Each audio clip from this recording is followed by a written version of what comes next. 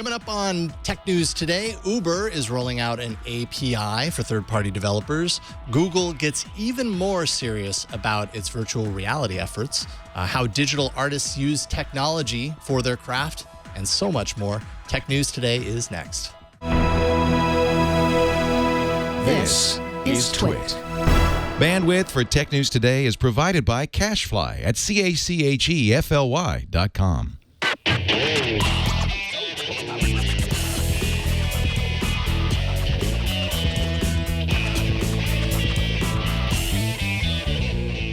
This is Tech News Today, episode 1426, recorded Tuesday, January 12th, 2016. This episode of Tech News Today is sponsored by NatureBox. NatureBox is dedicated to making smart, delicious snacking easy. They have over 100 ridiculously delicious snacks that get delivered directly to your doorstep. Visit naturebox.com/twit to get 50% off your first box now. This episode is also brought to you by Wealthfront. Wealthfront is a low-cost automated investment service that is the most sophisticated way for you to invest your money. Whether you've got millions or you're just starting out, visit wealthfront.com/TNT to sign up and get your free personalized investment portfolio. That's wealthfront.com/TNT. And by the Ring video doorbell. With Ring, you can see and talk to anyone at your door from anywhere in the world using your smartphone. It's like caller ID for your home. Right now, get free expedited FedEx shipping when you go to ring.com/TNT. Hello and welcome to Tech News Today. This is the show where we talk about the tech news with people who are passionate about technology. I am Megan Morrone. And I'm Jason Howell, still passionate. Still passionate. About technology. That's just kind of stuck there, by the way. That was total placeholder text, and it's just kind of become what we say. Well, it's good. I mean, we are passionate about technology, you know, and and the people we're talking to, some are journalists, some are podcasters, some are people we meet on the street. Today, this guy just showed up. This guy wandered in, and he's like, "Hey, can I be on this guy seems like okay." Not true at all. Definitely want to welcome to the show an old friend, Scott Johnson. How's it going, Scott? Hey, it's good to be back, Jason and Megan. I haven't been on TNT in a while, and Jason, though you and I talk offline all the time, it's nice to finally hook up and do something official on the air again. So thanks for having me, guys. Are you kidding? It's our honor. I'm happy that you could bring not only your mug to our show, but also the mug of a gun-wielding Han Solo is right behind you, about to take you out at any moment. Yeah, Lucasfilm/Disney will be in touch with their lawyers and let you know that shouldn't have been there this entire time. Well, it's great to talk to you, Scott. Yeah. I hear your voice in my ears a lot. I've been following you and listening to you for a long time. So thanks for coming on. You ready to get started? I am. I'm so stoked to talk about what's on tap today. So thanks again. Let's do it. All right. Today, Uber announced a newly updated API that includes something they're calling trip experiences. That's a way for Uber to help you organize your smartphone time during your trip. Trip experiences allows third-party apps to serve customized content that will help you be more productive or have fun or control your internet-connected home, all while you're in your Uber. Of course, they will also let you look at some advertisements. They'll let you. They will. So it's kind of just like, you know, this idea of letting third-party apps control that time where you're not driving in a car. So if I'm in the car, I'm in the back seat of an Uber, and I assume this is designed to say, all right, we're going to assume that Scott Johnson doesn't have a bunch of games or other distracting things on his phone. We want to make sure to poke him with other ideas of ways he could spend his time, like browsing in particular shopping idea or doing this other thing. I feel like people have a lot of distractions on their phone already. I'm a little surprised that they think we're stumped as to what to do while we're in the car, because it seems like a no-brainer to check Twitter, to check Instagram, to check your emails. There's already a million distractions on top of even those. So to me, it feels a little bit strange, but maybe they're just trying to leverage a way to get more ads in front of people. I don't know. And it's not like we aren't practiced in the way of entertaining ourselves with a smartphone, right? Like, this actually kind of reminds me, on Android, there's a lot of like smart launchers, let's say, and basically what they do is they analyze your activity. How do you use your phone when you're at work at 6 p.m.? How do you use your phone when you're at home at 8 in the morning or whatever? And over time, propose to kind of like change things around to offer up the thing that you most likely are going to do at that particular time. And what you end up with, at least in my experience, is an ever-changing kind of blob of things that though they might be presenting to you the things that you might want to do, because everything is always changing and out of the normal routine that you're used to doing, it's actually way more confusing than it is problem solving. And I almost feel that like a little bit of that here too. It's kind of like, you know, depending on how they treat it, of course, we haven't used this, but getting into an Uber, like you're saying, Scott, and then, you know, I want to do this thing, but now it tells me, hey, you know, now's the time to browse the web or you know, whatever the case may be, might actually kind of slow you down and be kind of somewhat inconvenient. Yeah, and if you're not a usual, let's say you're not let's say you're a semi-regular Uber user, and it's not a thing you do very often, but when you do, you still have that stigma, if you want to call it a stigma, but that thing of where you're in some dude or lady's car. You don't know them. They're doing the Uber thing. You're doing the Uber thing. There's this agreement and you're in the car. And what do we want to do while we're in a situation that is a little less comfortable than our normal situation is go to the things that anchor us to our normalcy. Sure. And those things are Angry Birds, Tetris, or whatever it is you brought with you. So I just don't know that I'm going to be all that interested. To me, this is the SkyMall of Uber. And I don't mean just from a, we want to sell you products or show you advertising perspective. I mean it from a, here's this pocket in front of me in a plane. I am now out of ideas of what to do with myself. So I will now flip through this and find, you know, weird cat feeders or whatever. And I don't know that we need it. It feels like a thing we don't necessarily want or need, but I have been wrong on that count before. Maybe that's true here. Well, I completely agree with the idea that, you know, we turn to our smartphones when we're in an uncomfortable situation. But I think the long game here is that the Uber driver is not going to be there in, you know, a dozen years or whenever the autonomous vehicle dream comes true. And there's just working out this time. They're trying to be the pioneers of our eyeball time, which is we're all going to have when we're no longer driving cars, when a robot is driving the car for us. That's my idea on this. One of the ways that this might actually be kind of handy, and I actually kind of like this because it tied into something we talked about last week about the car that takes the amount of time it takes to get through a movie, and then you arrive right on time.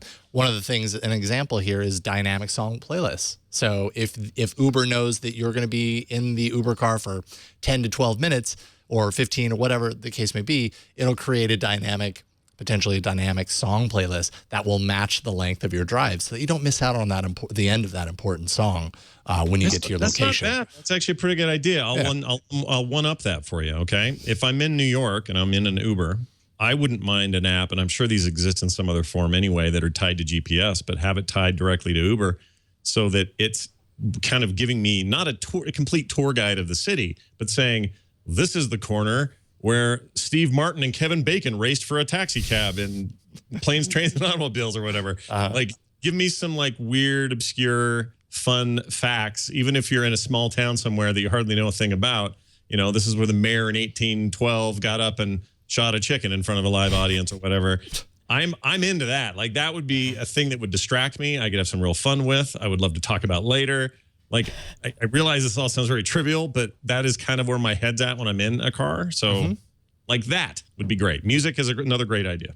Thankfully, users do have control on a per-app basis, so you can choose which apps you want to tie into this and which don't. So it's not totally Wild West. There's provisions for the API to prevent kind of unsolicited messages and ads, promotions, that sort of stuff. So right. And your choices mean better advertising. Better Hopefully. Targeted advertising. Hopefully. So that is not my favorite Uber story of the day. My favorite Uber story of the day comes from Jeff John Roberts from Fortune. He reported that an Uber driver in New York refused to drive a woman who was in labor. She had just thrown up and she was on the side of the road. They had called the Uber came, she threw up. The driver said, no, you are not getting in my car because if you throw up in my car, then I am going to I'm not going to be able to work for the next 2 days. I'm going to lose this much money. The worst part was that he still charged her $13 for that. The woman, the baby, everybody's okay. But my guess is that this whole family will be taking Lyft from now on. That's the change right there. If they have another baby, are they going to rely on ride sharing in order to do that? Actually, Uber did say denying service to a passenger in labor is unacceptable. And Uber is bound by the same public accommodation laws in New York City that like taxi cabs are. Like this is kind of a medical emergency sort of thing. So they were actually kind of required to take her. So I would argue this guy's looking at it wrong. he missed an opportunity here. When it is known, when it happens, because it's going to be a news story in local news, going to be in papers, going to be all over the internet. This guy, average Uber driver, did all he could to get her in the car and rush her to a hospital and get her in a place where she can safely have that baby. He could have been a hero and in some serious demand, if not as an Uber driver, but at least as a guy to talk to and say, what was it like? And he'd have this great story to tell forever. I'm a little bugged that he didn't think of it in that way. He claims here he would lose $1,000 a day had she barfed in his car. That seems like a lot of money to lose per day, but I didn't realize. I guess some Uber drivers maybe in that market are making that much a day. That's crazy. I was going to say $1,000 a day. That's pretty good, right? Yeah.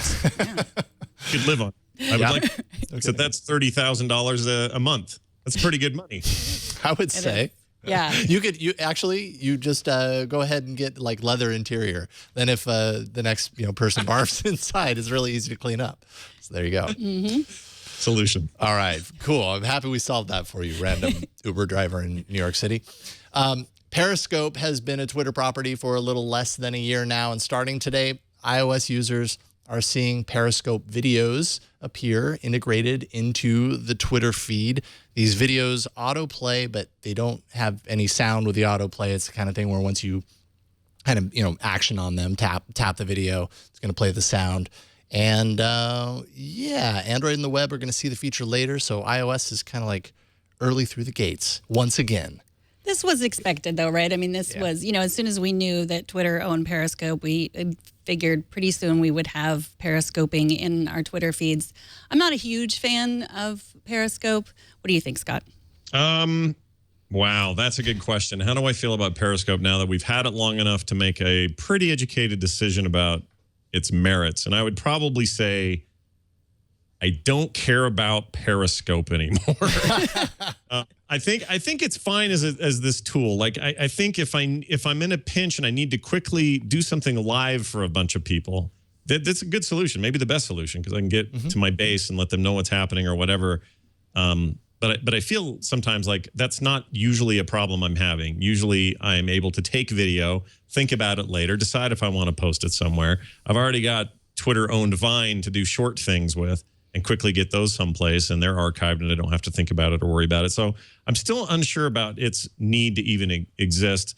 But outside of that, having it in the feed, I guess is nice. I mean, they're basically describing the same way that Facebook videos work right now, which is they'll start playing without audio. If you decide you want to hang around and see what's up, you can hit it and go.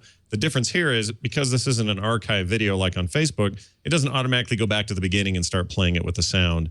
It will just kick in wherever the live video is, or if it's over, it'll go play the archive of that video. And I guess my question still is, why would I do this over just posting something to YouTube and tweeting that out? Why wouldn't, I mean, I guess if they own it, they need to integrate it. This makes sense for them as a provider of both products. So can't really fault them on that. But as a user, I don't know that this does anything for me.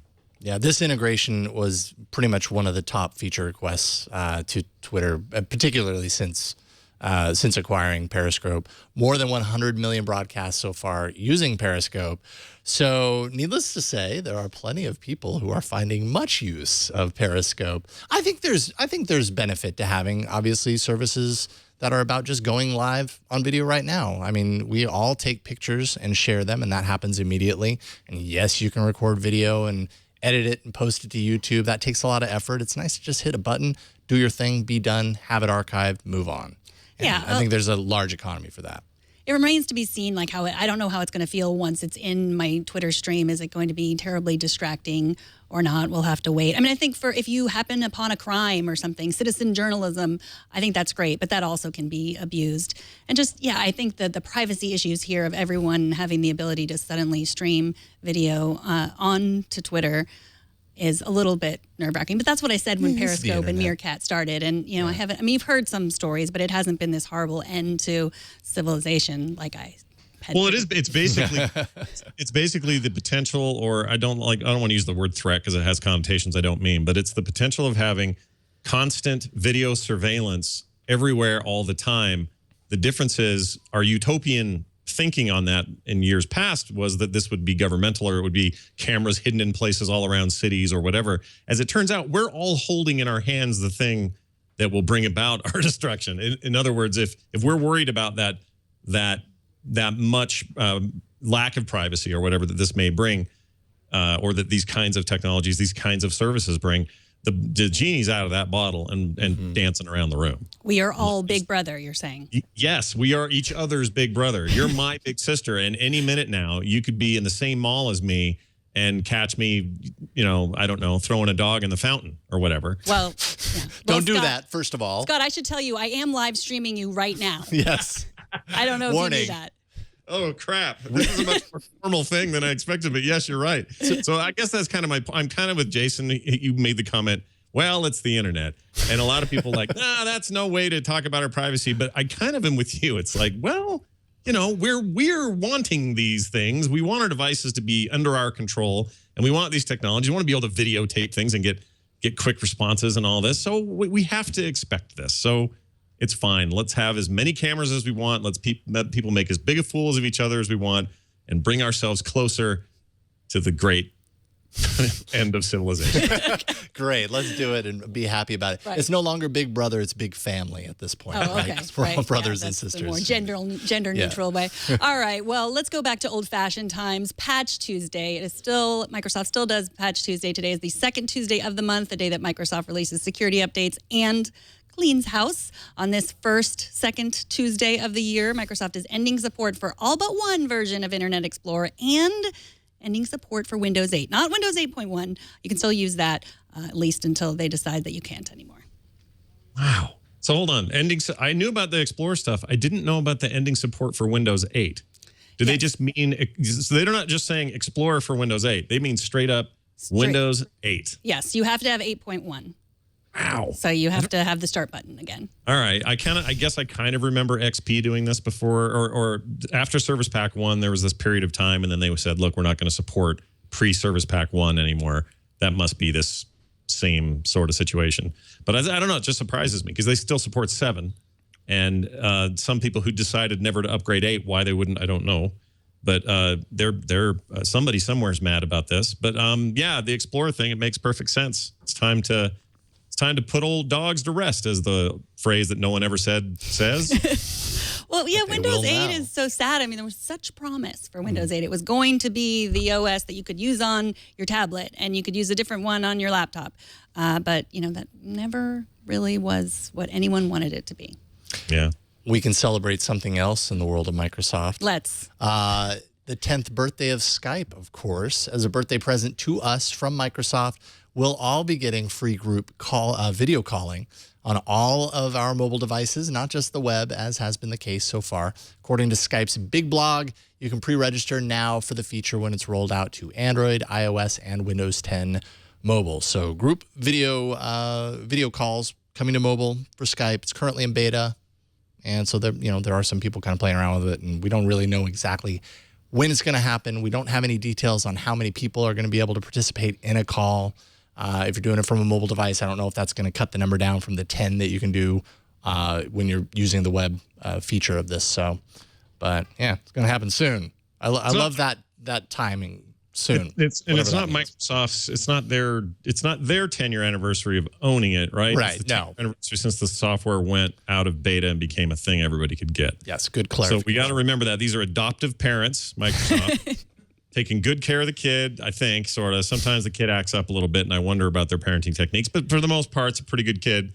The kid's pretty popular. You have to admit. That's true. But when I started doing some podcasting in late 2004, I was using Skype then. So was I using like beta versions? Was I using some kind of weird pre-build thing? Like the 10 years seems off to me. Like this isn't truly a 10-year anniversary. It should be more like 12 or 13 Were years. you doing video or audio with Skype then? Audio at the time entirely. Okay. So it may be that they're talking about video. Yeah. And that's why. If they're talking about the 10-year anniversary of video happening, then I feel a little bit bad for the audio anniversary. It is 10 years of video, yes. Okay, well, that explains it. But yeah, I mean, look, it's still that tool that right now is enabling me to talk to you guys and you guys to talk to me in a pretty efficient way. And for years. I have this kind of love-hate relationship with Skype, but in the end, I think I love it more than I'll ever hate it, and I'm glad it's been here. So here's to 10 more years of wishing it did certain things better. Right. We need to keep saying more nice things about Skype so we don't lose your Skype connection. Yeah, we don't want to lose you, Scott. We don't want to lose you. No, it's true. Like, as much as we rely, especially here at Twit and in other facets of our lives, on technology like Skype, especially Skype, it's so easy to find fault with it, even though it does some pretty great things. And, we built careers around it. So, yeah, that's the thing. I want to make that very clear. Like, I do not want to live in a world where Skype didn't happen in it, or at least something to take its place that was equal to the task. It's only Skype. This is the thing I'll always say about Skype. It's only frustrating in the perspective of it does so many things we wouldn't have otherwise. Too bad it doesn't do these few other things. Like, it's so easy to, like you say, it's easy to criticize it, but really, where is podcasting? Where is a lot of video production? Where are people who are just talking to some guy way out in the middle of Mosul or whatever, trying to get a news story in without the miracle, in some cases, of Skype?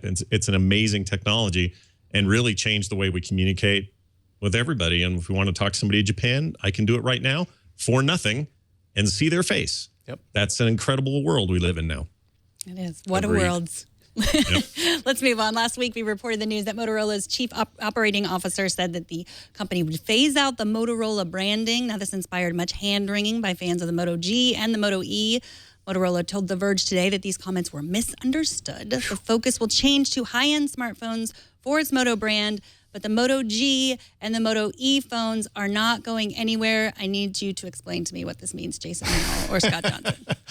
Well, I mean, it's hard to know exactly what this is going to mean in the long term. Basically, there's confusion because last week when they kind of made these announcements, they said that Lenovo was going to focus on the lower end devices. Moto, once Motorola, would focus on the higher end devices. And of course, the Moto G is Motorola's most successful device to date. I mean, incredibly successful. Moto E, not as much, but those are both definitely on the lower tier. And so if what we heard last week is to be believed, which it came from them, so why wouldn't it be, that would mean that, hey, what's going to happen to Moto G, Moto E when all this happens?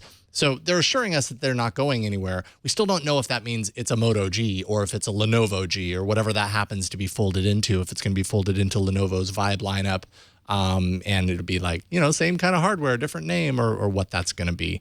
They compared it to like Old Navy and Banana Republic, saying like, they can both, and the Gap, let's say, is like the middle tier, but they don't have middle tier here, that they can both exist, but why duplicate efforts on both sides? Well, in the case of Old Navy, it is literally like Old Navy and Gap. They're owned by the same parent company, and they cover both markets. In fact, a better comparison might be like Toyota and Lexus.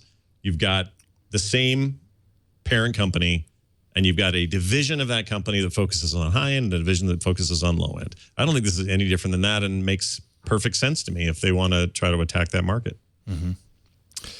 So there you go. And finally, Google's CEO Sundar Pichai revealed today that its Google I/O Developer Conference for 2016 will be held May 18th through 20th.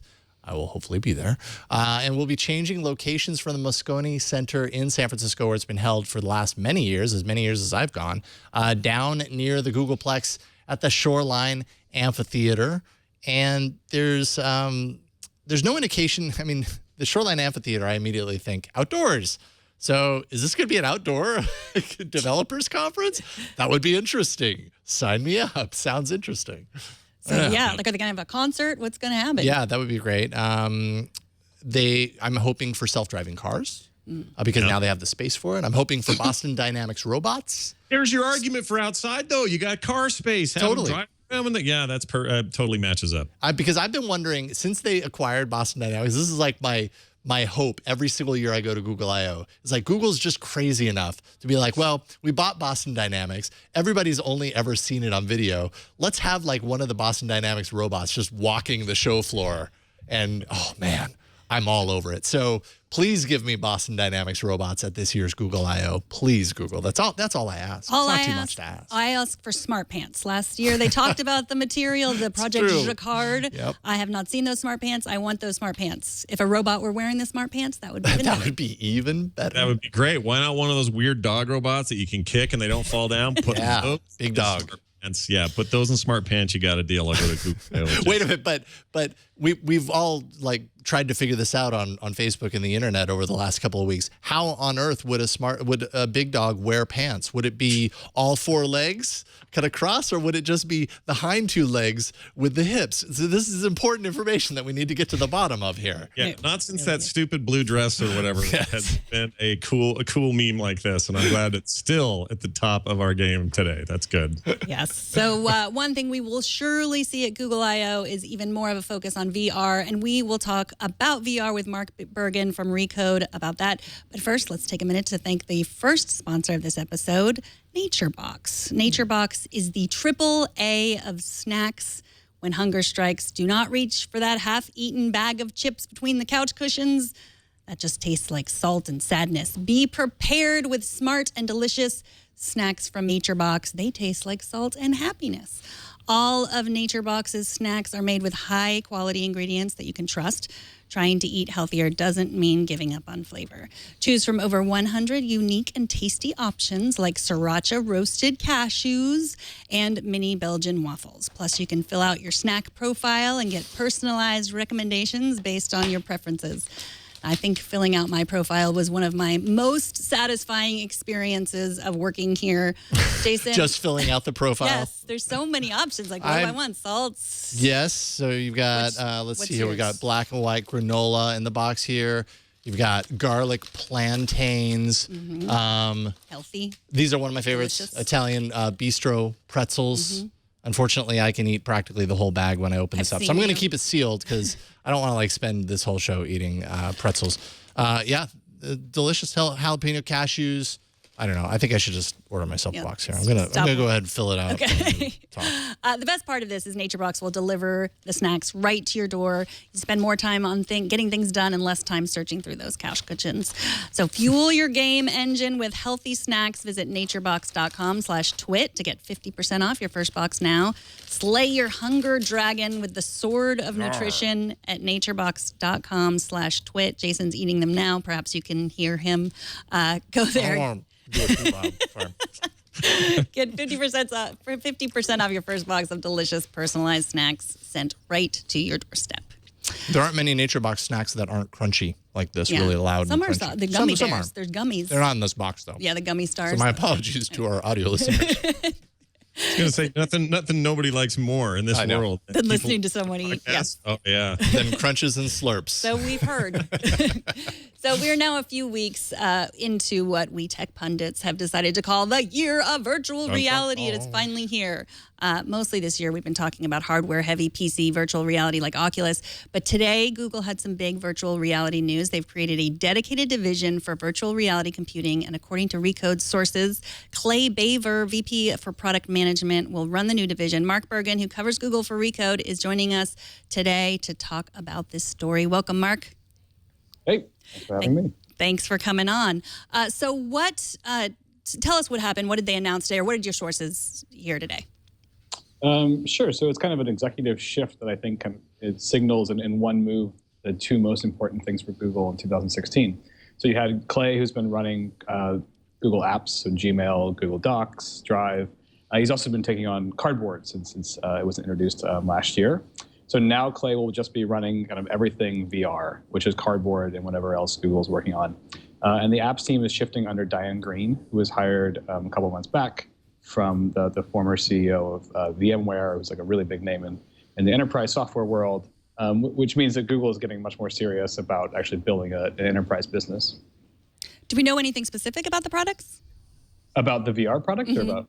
Any of the new products they might be coming up with, or is it just Cardboard at this point that they're going to be at this point? All we know is Cardboard. I mean, we know that there's certainly more they have in the works. They have, their long-term bet is Magic Leap, which is that a company down in Florida that's doing the augmented cinematic reality.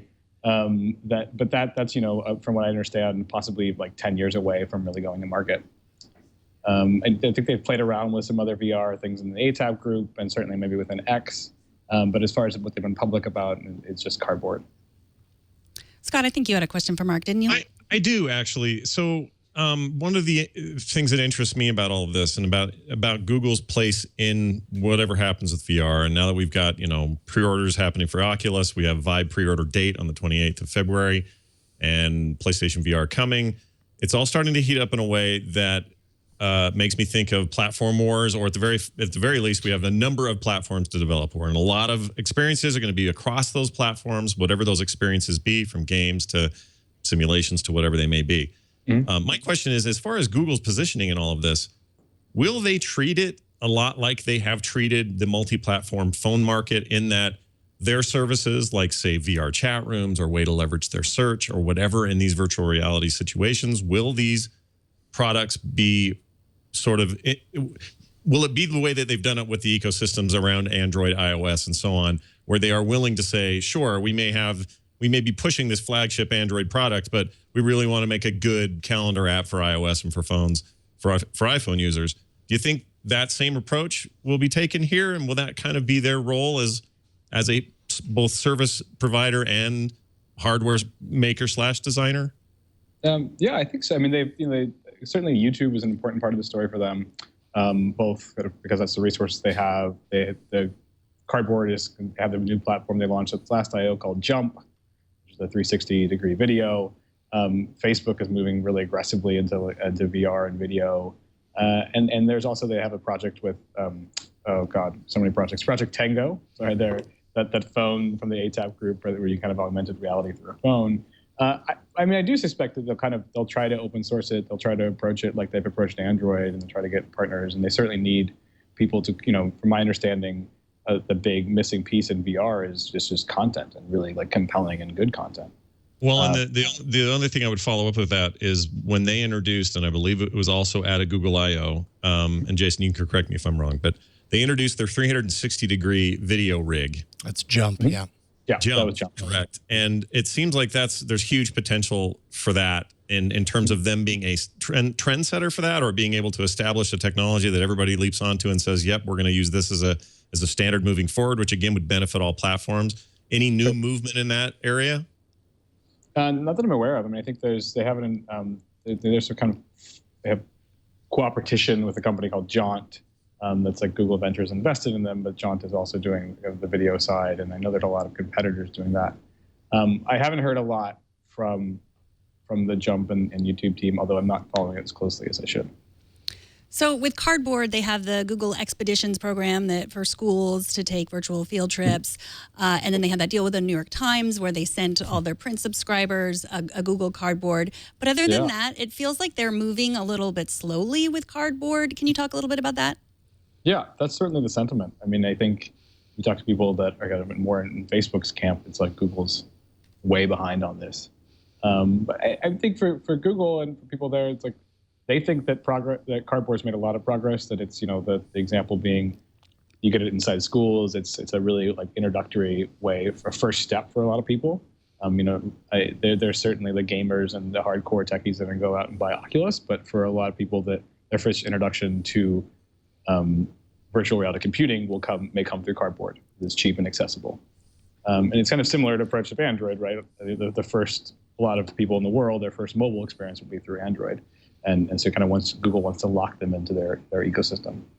Really kind of is indicative of how Google seems to do things when they're venturing into new territory for them, right? Like they were through the gate a couple of years ago with this joke that ended, with what seemed like a joke when you were at Google I/O, when you were given this box that unfolded into a VR thing. It turned out to be, something that really kind of inspired a lot of people and has turned into something. But like you said, Google's done this so many times where they come out with something and the initial reaction is, wow, that's really cool. I really can understand where you're going, the direction, the possibilities, all that kind of stuff, and then nothing. And then it really everything kind of slows down, and you aren't, as a consumer and, as people who talk about this stuff in the industry, you aren't quite convinced that is because they are hard at work on something specific. They probably are, but you never really know that to a point to where you kind of start to forget about it, and then other people pass them by.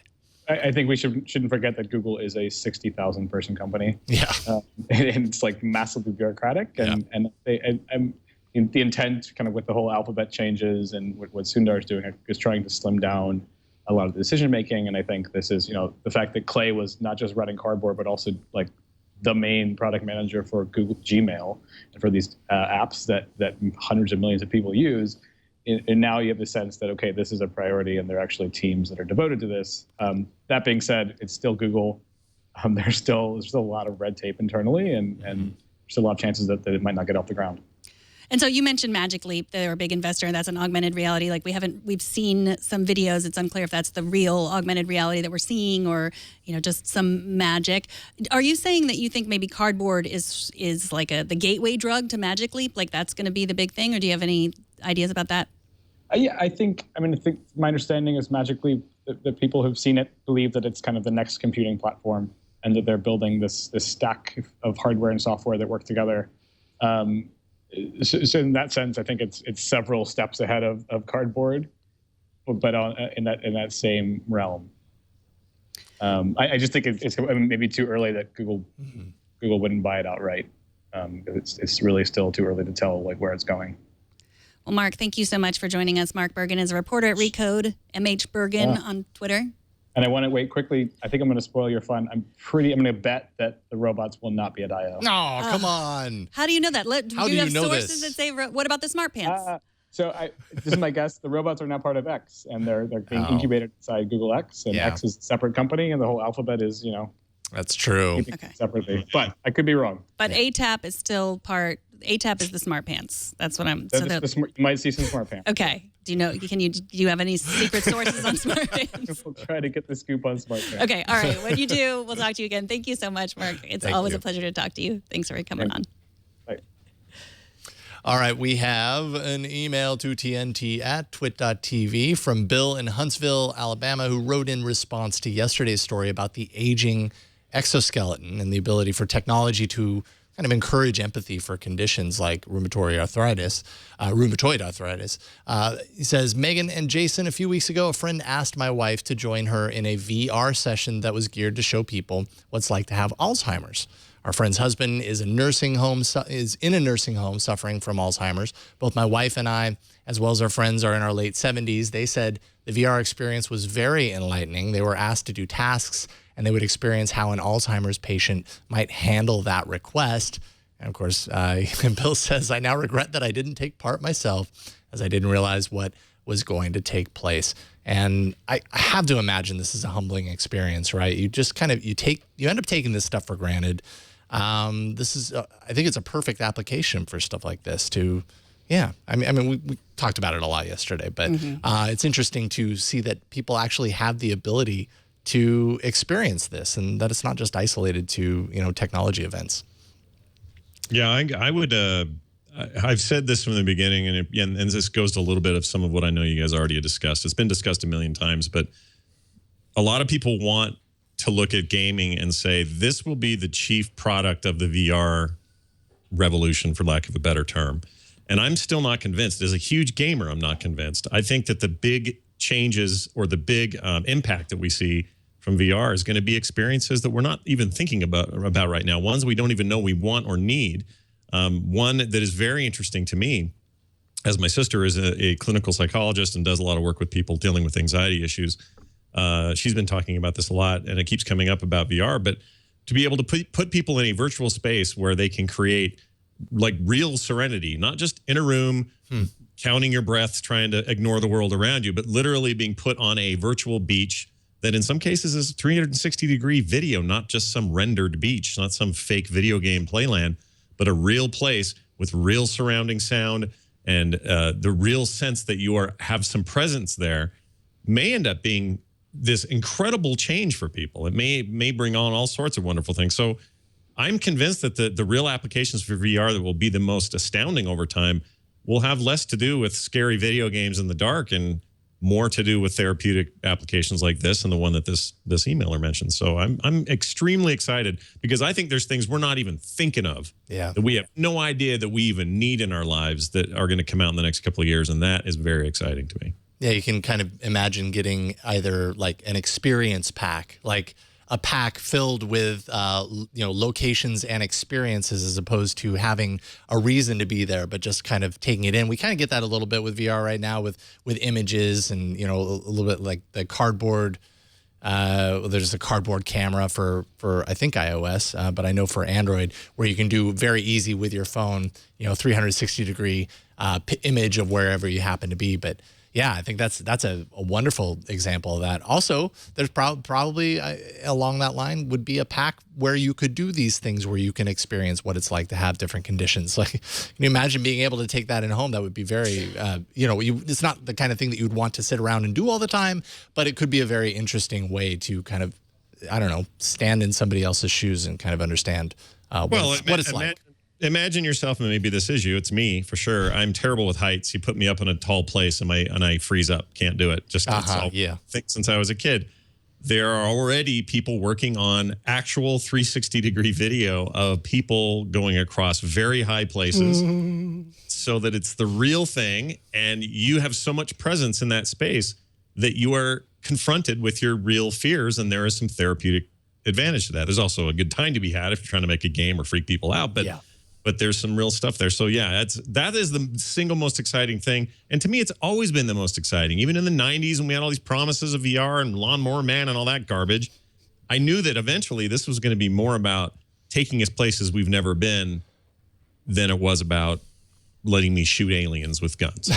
And that's really interesting coming from you, because like you said, you are a big gamer. Like, that is an important part of your life. So to see that, it's not just going to be that. I mean, you can understand, because I am not a big gamer, so I can't really understand, exactly how fantastic that would be. But you do, and you also see that this empathy, or this trying to, ease anxiety aspect of VR are also, that's the real promise of it. And you may need, listen, you may need some of these anti-anxiety experiences to battle the anxiety you're now getting from the video games that give you anxiety. Like VR, don't get me wrong, VR is going to do some weird, crazy, insane things with games, fully expected.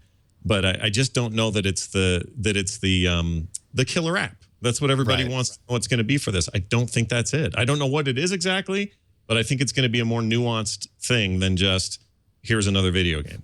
What you're talking about sounds like stacking medication. We'll take this, but this is going to give you a stomach ache. So then you take this, but that's going to give you a headache. So then you take this. Right, yeah. You go on Facebook, you're anxious about what everybody's doing, and then you use your Oculus to relax. All right, well, coming up next, we will talk to Scott about what it's like to bring the iPad Pro into his artistic life. But first, let's take a minute to thank Wealthfront. You should be investing your money for the long term, for you or for your family's financial health. You've probably wondered how you should do it. Trying to do it yourself, especially the right way, is very complex. It can also waste a lot of time when you could be using your VR goggles. Luckily, there is Wealthfront. Traditional advisors charge huge fees, between 1% and 3% of what you've got under management, plus hidden fees for transactions and changes. Wealthfront makes it easy for anyone to access world-class long-term investment management. You can get started investing today at a minimum of $500. It takes only a few minutes to sign up for an account at wealthfront.com, and it goes right to work monitoring your portfolios round the clock and taking action as soon as an opportunity arises. Their seamless software optimizes your investments for the best risk-adjusted return net of taxes and fees. Now, we've heard from many Twit fans who have used Wealthfront and love how they can diversify their portfolios and buy stocks from in-demand companies like Apple or Amazon and Facebook and so many of the companies we talk about on this show. You can do all that commission-free. Wealthfront is transparent and accessible. You can view all your accounts in one place, whether they're personal, joint, or retirement. You can also see every trade that Wealthfront makes on your behalf in your dashboard on your desktop or with their mobile app. And their sophisticated investment strategies like tax loss harvesting and direct indexing optimize your after-tax returns while simultaneously lowering your tax bill. With Wealthfront, you pay 0.25% a year. That's 25 basis points, zero commissions, and no hidden fees. That's less than $5 a month to invest a $30,000 account. There are no additional charges for any of Wealthfront's services. Wealthfront manages over $2.6 billion in client assets, and it's grown over 20 times in the past 2 years. What are you waiting for? Invest in your future today with Wealthfront. Visit wealthfront.com/TNT to sign up and get your free personalized investment portfolio. You'll see the customized allocation they recommend for your profile, and just for you, Twit listeners, you can sign up to invest. Wealthfront will manage your first $15,000. That's entirely free of charge, and that is for life. Join the many Twit fans who have seen huge success with Wealthfront and claim your offer today at wealthfront.com/TNT. Thank you, Wealthfront. All right, so why not call this segment Scott's Thoughts? Have you ever thought of that one, Scott?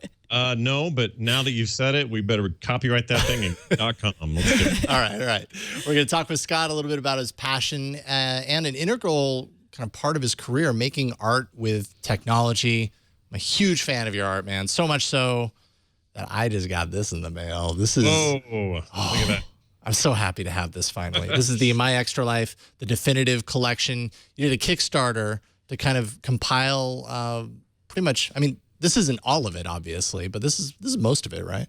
Yeah, it's a lot. So in 2001, just as a method, I mean, this is early in sort of the web content creation days, but I started this comic strip as a way for me to keep drawing every day. It was just a motivation thing for me. It's like I need to be doing that more. At the time, I was working as a full-time designer somewhere, and I wasn't doing the kind of art I wanted to do on the regular. So I thought, well, this is a good way to do it. I can publish it to the web. If no one ever sees it, fine, but I'll do it anyway.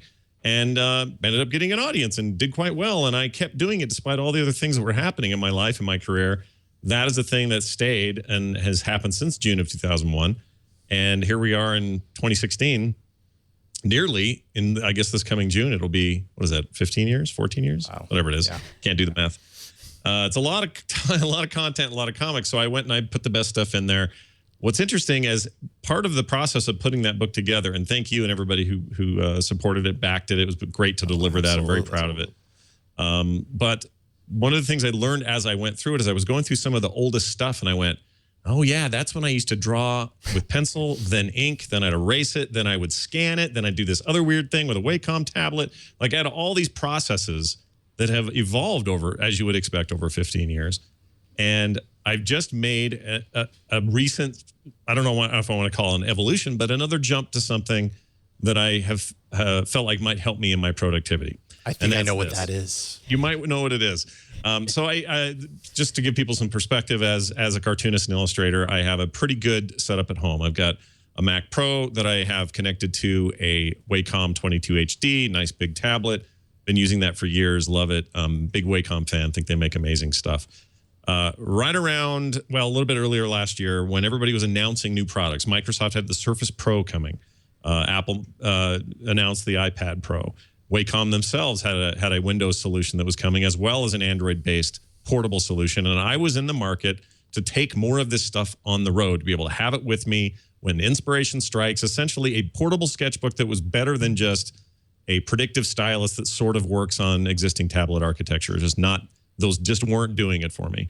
And I wanted to have something that I could do start to finish work on, but also work I could start, easily take to my production system, and then take further down the road.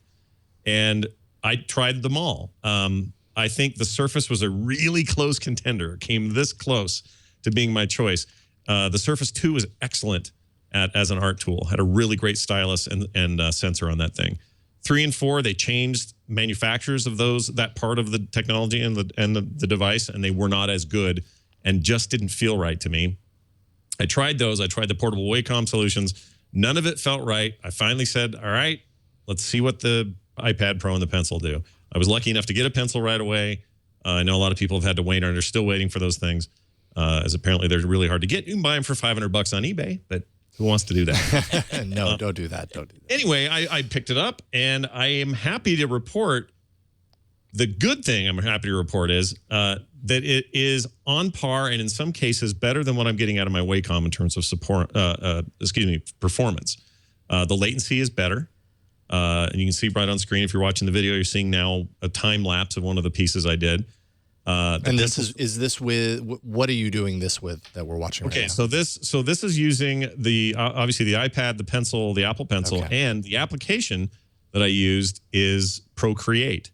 And that's one thing I really want to make clear here. I think Procreate is the best mobile art app in existence right now. Wow. And I have tried them all. I've got pages of apps. I've tested them all. I bought them all. I wanted to be sure before I made any recommendations. This includes Adobe Suite, which is pretty strong and has some advantages, like being able to send work directly from either sketch or draw apps and have it immediately open on your desktop without you doing anything. It's got great integration with the CC subscription. But Procreate not only has better tools, better latency, more of an artistic approach to everything. You just feel more like an artist using this thing. It also has this really cool feature that you just saw, which is it lets me export video, sped up video of the entire process. So every time my stylus touched pad, it recorded the whole thing. And it's all just data, right? So it's not keeping a big video file someplace, but I can export it as an MP4 and have it off to YouTube in seconds. And I absolutely love how that's integrated right in there. And sharing artwork across platforms is very simple. Sending things to Dropbox so I can open it elsewhere is very simple. PSDs, PNGs, JPEGs, all the size needs that I have or resolution needs that I have are all included. Of course, being able to work with layers is very important. And, making things look like inks and brushes and all that stuff's there. It's a very strong package. It's like $6. It is absolutely dead cheap for what you get out of Procreate, and I cannot recommend it enough. That is Here's insane. the thing I came away from that was the biggest surprise for me. I did not expect the iPad Pro with the keyboard case, which I also picked up. Didn't expect it to take over as my laptop. I figured this would be where I would draw and I'd watch movies and I'd be on the treadmill with or whatever, but I didn't think it would replace my laptop, and it has completely replaced my laptop. Totally unexpected. Wow. I'm able to do everything I really need to do, and I still am a little bit blown away by it. The only thing I wish I had better were the native apps from Google for Docs and for Sheets. I wish those were a little bit more intuitive. I wish they supported split screen and a few other things.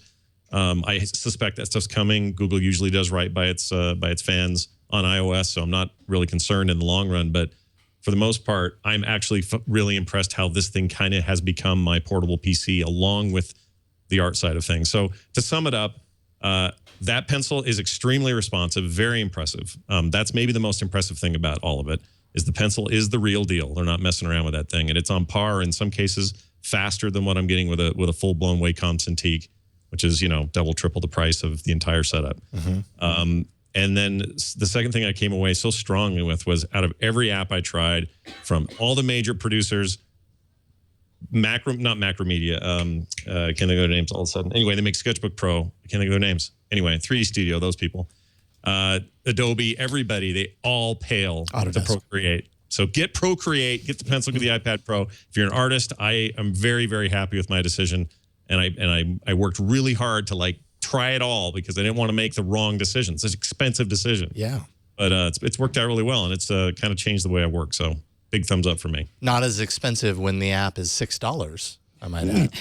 And it should be noted that tools do not make an artist. I know that I have all the same tools, right? And I won't show you what kind of flower, but it's still soothing. I mean, people have been drawing poorly for decades. I'm just carrying on that tradition. Well, you make it look easy, Scott, and I have to say that this has just been a delight to thumb through and all that. I know that obviously this was a Kickstarter. Are you selling these to people outside of the Kickstarter project once that wraps up? Well, so the Kickstarter's been long over, and of course, we just finished shipping another wave of completed books. They take forever to get out. There's thousands of them, and as anyone out there who's run a Kickstarter knows, fulfillment is a giant, huge pain on the other end. But we're getting there. So as soon as all of them are fulfilled, and we are reasonably certain that everyone who supported it got what they are due, we are then going to put a bunch of these up on the store so people can get them. Fantastic. There have been a lot of people who are like, oh, I missed it the first time, or I didn't know, or whatever. So yes, and there'll also be some scratch and dents. There's always a little overage with these things, and some of these got little dinged on corners or whatever. In those cases, we'll be selling those at a discount at some point.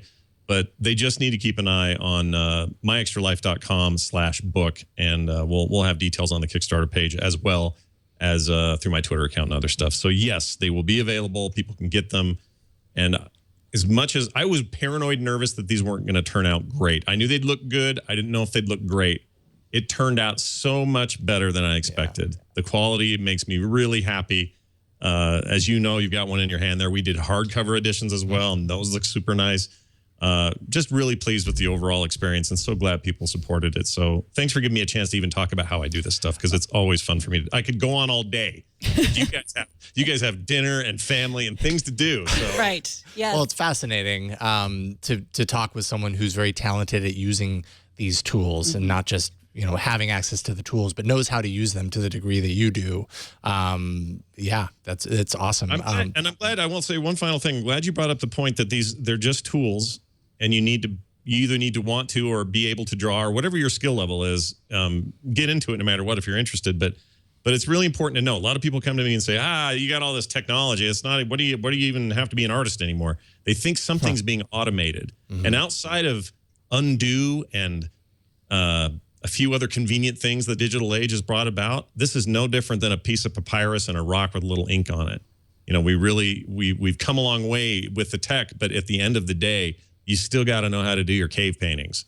It doesn't matter whether the technology is papyrus or paper or a tablet or a chalkboard or whatever it may be. So I'm glad you brought that up, because that's an important thing. And it's also the other flip side. If you want to get into this stuff, it's never been easier and less expensive to find something that will help you get to a place where you're improving your skills and drawing all the time. Man, and that applies for pretty much anything in the digital creative world, be it art, music, all that kind of stuff. The tools, the barrier to entry has never been lower. Now it's just a matter of finding that passion inside yourself and just kind of applying it. Exactly. Yep. Well, Scott, I hope you stick around. We're going to talk about a few more stories with you today, but today's TNT fan of the day is Arnold Valentino, who sent us this screen capture from Peach, from the Peach app, which, as you know, if you've been watching this show, I'm a big fan of the Peach app, and I have no idea why. It's just fun and silly. You're a big fan ever since last Friday. I've been using it forever, yes. 4 days. And he says, not too busy to watch tech news today. And thank you so much, Arnold. Hey, there we are. Yeah, you can watch it on all kinds of crazy devices and post on all kinds of... What is that device? I think that's an iPod. I still have that iPod too. Yeah. I still occasionally use it. Scott, are you on Peach? I'm not, but now I want to be. You've sold it to me. So. Right, because we can wave at each other. I can boop you on the nose. I can cake you. It's really all the things you've ever wanted, I think. Yeah. I was just thinking to myself, what am I missing in my life? And you just read the whole list. So, yeah, really. To be caked. That's what you've been missing. Thanks for everyone who's been sending in those videos. Show us how you watch or listen to TNT. Just record a video or take a picture of yourself or your setup. Post it on Instagram, Google+, Twitter, Facebook, or Peach, and use the hashtag HowIWatchTNT, and we are going to find it. All right, after this short break, we'll talk about a guy who won the new phone number lottery, if he's in fact a fan of old school hip hop. But first, let's take a minute to thank the third sponsor of this episode. It's the Ring Video Doorbell. I'm a very proud owner of the Ring Video Doorbell. We have one at home. I installed it myself. It was the easiest thing in the world to install. We're all familiar with the sound of a doorbell. That one is the sound of the Ring Video Doorbell, actually. And it means, things like a package is being delivered, friends are coming over for dinner, whatever it happens to mean for you. It's also the sound of someone planning to rob you. It turns out over 95%, not to scare you, but it turns out over 95% of home break-ins happen during the day, and burglars almost always start by ringing your doorbell to just see if someone's home before they go through all the things that you own and take them. With the Ring Video Doorbell, you can see and talk to anyone at your door from wherever you happen to be in the world. I can do it right now using your smartphone. Ring's advanced motion detection actually alerts you even if someone doesn't ring the doorbell. You can set the sensitivity on it so that it doesn't go off all the time, or it only goes off when someone's near your door versus a little bit further out. And you have full control over that. With the Ring Video Doorbell, you can talk to delivery people, keep an eye on the package that's delivered, or being delivered. If someone tries to mess with it, you'll get an instant alert and HD video of the entire thing. I use this on Halloween. I have on video the 2 kids that came to our house and dumped the entire bowl of candy into their bag. I know who you are, kids.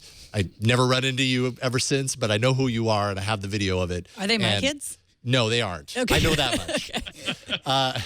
It's like having a neighbor to keep an eye on your home 24/7. Installing Ring takes minutes. It works with either your current wiring or built-in rechargeable battery. You charge up the battery, it can last up to a year depending on how you have your motion detection settings set.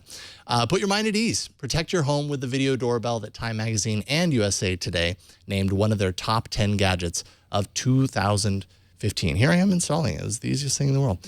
Go to ring.com/TNT for free expedited FedEx shipping. And check it out for yourself. That's ring.com/TNT. With Ring, you are always home, even when you're at Twit doing a show. That's the truth. All right.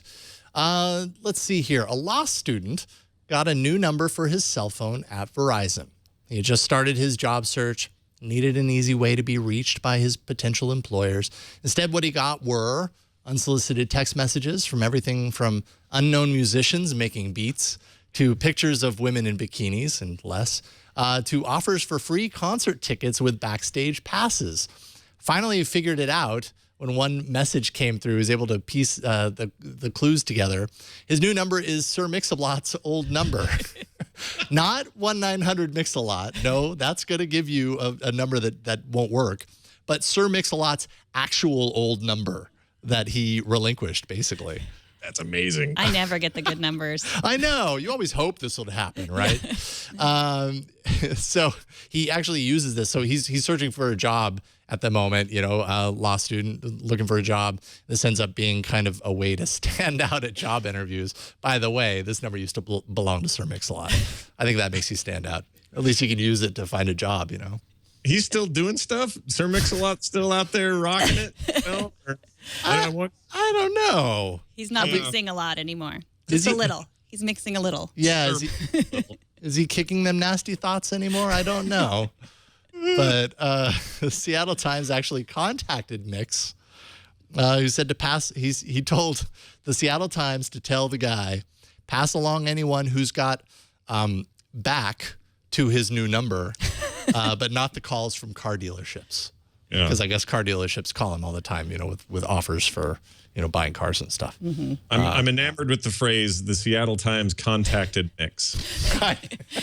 Yeah, hey, he's just mixed to them, not This Mr. is Mix. a strange world we live in. Yeah. This technology internet world. I know. I think, a lot of Sir Mix-a-Lot puns might be going right over people's heads, depending on what age you are. Yes, a portion of the audience is like, sir, who? This portion and this portion, yeah. Is that in England? No, it is not. Well, Scott, thank you so much for coming on the show. Tell us what else you're working on besides your art. Yes. Well, it's been a pleasure. Thank you so much for having me. I'm up to a million things. The podcasts are going great. There's all sorts of stuff to be found there. The best place for people to find anything that's happening in my world are two places, really. Frogpants.com, where you'll find all the podcasts, the comics, the art, all that stuff, including that store I mentioned. And follow me on Twitter, @Scott Johnson. There's always something cool happening. So give it a shot and see what you think.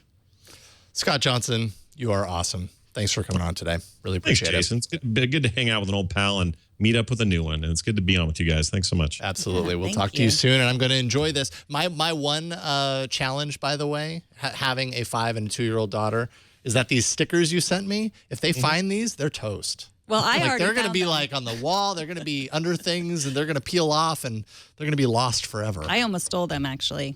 Yeah. Did they come with everybody's, or were those special for Jason? Those were for everyone's if they were Kickstarter backers. They may show up again for other reasons, but right now they are Kickstarter exclusive. So good job, Jason. Yes. Now I just got to protect them. Thanks again, Scott. Appreciate it. Thanks. All right, tomorrow's guest is going to be Ian Thompson of The Register, and we have a couple of really interesting interviews already lined up for tomorrow's show. TNT records live every Monday through Friday at 4 p.m. Pacific, 7 p.m. Eastern, 12 a.m. UTC at twit.tv/live. You can always be a part of the show by emailing us. That's tnt@twit.tv, or you can leave us a short voicemail at 260-TNT-SHOW. And my last thing is that you can hit us up on Twitter. The show is at Tech News Today TV. And don't forget to subscribe to the show on iTunes, Stitcher, TuneIn, or your favorite podcast catcher. All the ways to subscribe are on our show page at twit.tv/TNT. And if you want to get in touch with us directly, you can hit us up on Twitter. I am at Megan Morrone. And I am at Jason Howell, and that is all we have today. Thank you so much for talking tech with us, and we will see you all tomorrow. Bye, you guys. High five. Oh.